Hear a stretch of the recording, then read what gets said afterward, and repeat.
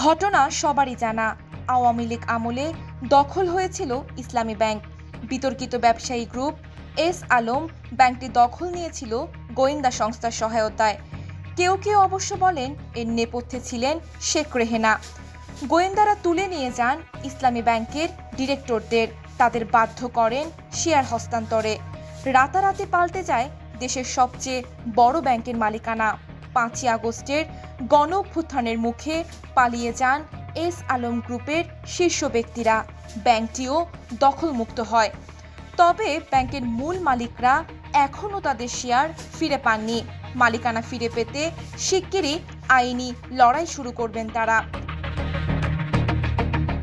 ইসলামী bank দখল নেয়ার পর এস আলম গ্রুপ ব্যাংকটি থেকে অন্তত 50,000 কোটি টাকা লুট করেছে বলে জানা যায়। এস আলম গ্রুপ নিয়ন্ত্রণ নেয়ার আগে ইসলামী ব্যাংকের 50% বেশি মালিকানা ছিল বিদেশিদের হাতে।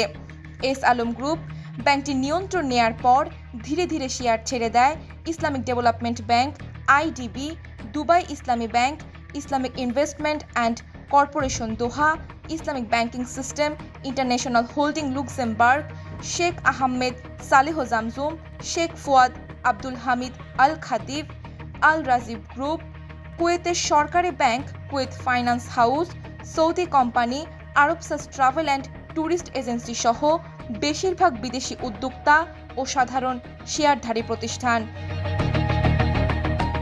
এছাড়া স্থানীয় উদ্যোক্তা প্রতিষ্ঠান Baitul Sharif foundation, Ibn Sina trust, Bangladesh Islamic center, Islamic economic research bureau সহ শেয়ার ছেড়ে দেয় বিভিন্ন প্রতিষ্ঠান।